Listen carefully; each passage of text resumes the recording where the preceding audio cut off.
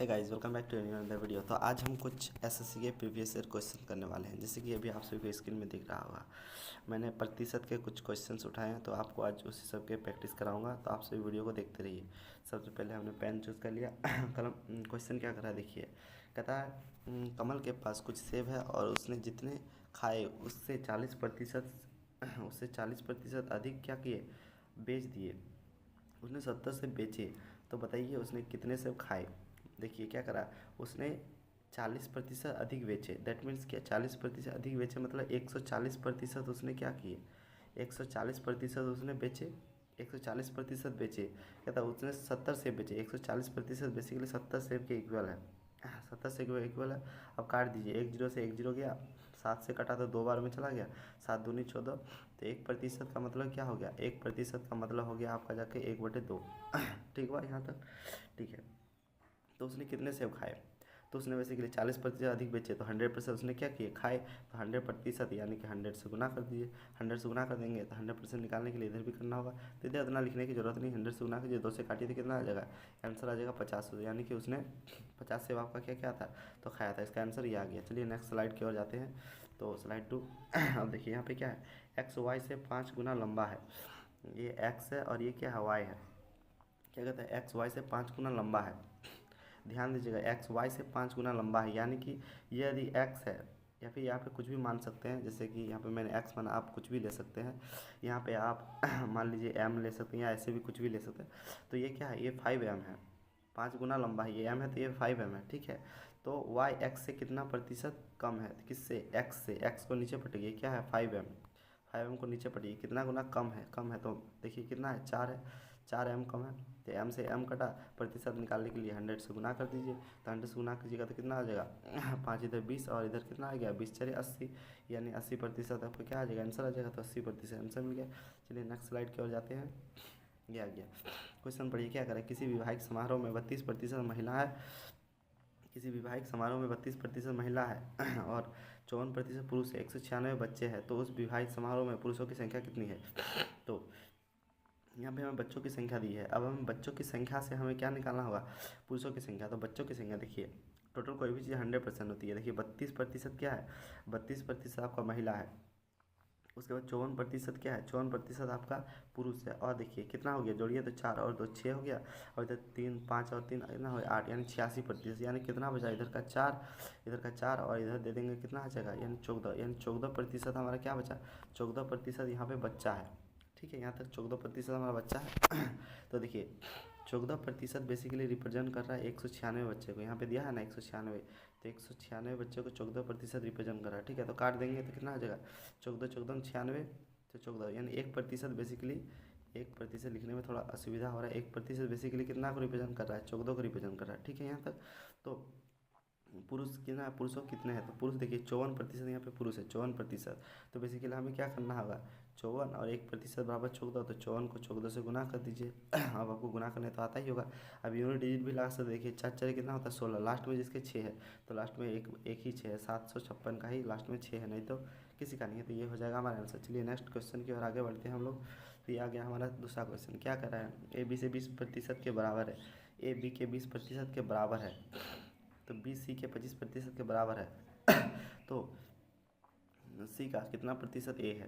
तो क्वेश्चन बड़ा ही आसान, देखिए क्या था, ए बी के 20% के बराबर है। ए बराबर है किसके, बी के 20%। 20% का मतलब हम लोग जानते हैं 1/5। तो ए बाई बी कितना हो जाएगा, ए बाई बी हो जाएगा आपका बेसिकली 1/5। ठीक है, फिर देखिए बी सी से 25% के बराबर है, बी सी के 25% का बराबर है, यानी बी बराबर है किसके, सी के 25%। डायरेक्ट लिखते हैं 25% को 1/4 लिख सकते हैं। तो देखिए बी बराबर यहाँ क्या आ जाएगा, तो बी बराबर यहाँ आ जाएगा आपका जाकर 1, और सी बराबर कितना आ जाएगा, सी बराबर आ जाएगा आपका 4। अब देखिए यहाँ कुछ अलग है, दूसरा पेन ले लेता हूँ। अब देखिए यहाँ पे कुछ अलग है और यहाँ पे कुछ अलग है, ये तो होगा नहीं। यहाँ पे बी का मान 1 है और यहाँ पे बी का मान 5 है, तो ये संतुलित नहीं है। तो संतुलित करने के लिए हमें क्या करना होगा, तो संतुलित करने के लिए हमें दोनों तरफ से, देखिए यहाँ 1 है तो बी की जगह हमको क्या करना है, 1 से गुना करना होगा। और यहाँ पे देखिए, यहाँ पे मेरा 5 है तो यहाँ पे 5 से गुना करना होगा। तो यहाँ हमने 5 से गुना कर दिया, तो हमने यहाँ को 5 से गुना करना होगा, यहाँ भी हमें 1 से गुना करना है, क्योंकि हमने यहाँ 1 से गुना किया। तब देखिए तो हमें पकड़ना किसका, सी का कितना प्रतिशत ए के बराबर, तो ए और सी को पकड़िए तो ए बराबर कितना आ जाएगा, ए बराबर एक ही आ जाएगा। यहाँ पे देखिए एक एक से गुना कीजिए तो ए बराबर एक ही आ गया। और यहाँ पे देखिए क्या है, और सी पकड़ना है, देखिए सी बराबर कितना आ गया, 5 चरे कितना हो जाता है, तो 5 चरे 20 हो जाता है, यानी सी बराबर कितना आ गया, सी बराबर आ गया हमारा 20। ठीक है, तो सी बराबर आ गया हमारा 20।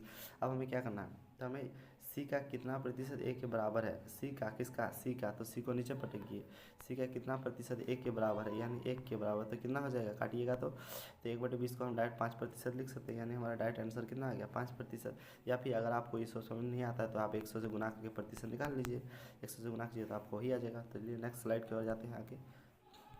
मैं ये बेसिकली प्रैक्टिस कराना हूँ इसलिए इतना जल्दी जल्दी बोल रहा हूँ, नहीं तो इतना जल्दी जल्दी नहीं बोलता, ठीक है ना, तो समझ रहे होंगे आप लोग। अब आगे चलिए, देखिए क्वेश्चन क्या कर रहा है कि 36 मिनट एक दिन का कितना प्रतिशत होता है, क्या 36 मिनट एक दिन का, किसका, एक दिन का, एक दिन में कितना घंटा होता है। अब कोई बोलेगा 12 घंटा, लेकिन नहीं, एक दिन में 12 घंटा नहीं 24 घंटा होता है। मतलब कहते हैं ना ऐसे कि आज का भी दिन ढल गया तो ही पूरा, मतलब फिर कल सुबह हो गया, एक दिन बीत गया, मतलब क्या, एक दिन और रात बीत गया, मतलब 24 घंटा बीत गया। तो 36 मिनट क्या करा था, 36 मिनट, 36 मिनट एक दिन का, एक दिन दैट मीन्स एक दिन मतलब 24 घंटा, 24 घंटा। और देखिए हम मिनट है तो मिनट बनाने के लिए 24 घंटा को, एक दिन को मिनट में बनाने के लिए हम लोग को 60 से गुना करना होगा। अब प्रतिशत निकालने बोला तो 100 से सिंपली क्या करेंगे, 100% से गुना कर देंगे। अब आपको तो पता ही है क्या करना है, सिंपली देखिए 12 × 36 आ गया, अब 12 × 2 = 24 आ गया। अब 3 से काटिएगा कितना आ जाएगा, 3 × 20 आ गया, 3 × 20 आ गया, 20 × 20 = 40 आ गया। तो 20 में 40 आ गया, तो यानी 1/40 आ गया। 1/40 को हम क्या लिख सकते हैं, 2 गुना 1/2%। या फिर आप इसको काटिए और 1 0 से 1 0 काटिए, फिर 2 से 4 वही आ जाएगा, 2 गुना 1/2%, दैट मीन 2.5% आंसर आ गया। चलिए नेक्स्ट की ओर आगे बढ़ते हैं। देखिए यहाँ पे क्या है क्वेश्चन में, क्वेश्चन बड़ा ही सिंपल है, कहता है एक्स का 10%, वाई के 15% का 3 गुना है, तो एक्स और वाई का बताइए।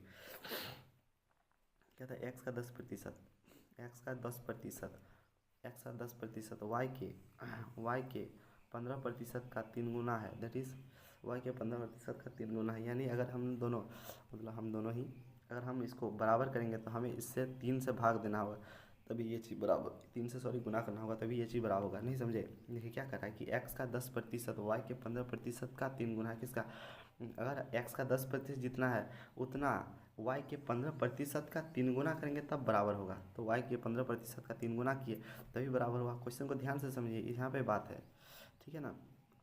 अब चलिए आगे बढ़ते हैं हम लोग, फिर जब हम जानते हैं क्या क्या करना है। अब प्रतिशत था यहाँ पे और यह भी प्रतिशत था, तो लिखने की जरूरत नहीं, ऐसे ऐसे कट ही जाता। 5 से काटिए तो कितना आ जाएगा, 5 दिया इधर 15 आ गया, 5 इधर दूना 10 आ गया, ठीक है। फिर देखिए थोड़ा हाथ से लिख रहा हूँ ना, इसलिए थोड़ा दिक्कत हो रहा है, कलम अभी नहीं है मेरे पास, तो ठीक है। तो एक्स बराबर कितना आ जाएगा, देखिए एक्स बराबर जगह 3 दिया 9 आ गया, तो एक्स बराबर 9 आ गया, और इसके नीचे वाई आ जाता, तो वाई बराबर कितना आ गया, 3 दिया 9 आ जाएगा यहाँ पे 9, और y बराबर कितना होगा, y बराबर 2 आ गया। तो हमें क्वेश्चन में क्या पूछा था, तो x और y का प्रतिशत, x और y का अनुपात पूछा था, तो x का y का अनुपात 9:2 आ जाएगा, 9:2 आंसर आ जाएगा, ठीक है ना दोस्त। अब चलिए नेक्स्ट स्लाइड की ओर आगे बढ़ते हैं हम लोग। तो ये हमारा लास्ट क्वेश्चन, साथ ही आज क्वेश्चन कराऊंगा, ज़्यादा नहीं कराऊंगा, वीडियो काफ़ी ज़्यादा लंबा हो जाएगा नहीं तो कहाँ गया, यहाँ पे है। अब देखिए मुकेश के पास सोहन से दुगनी धनराशि है, क्या करा, मुकेश के पास सोहन से दुगनी धनराशि है, ठीक है।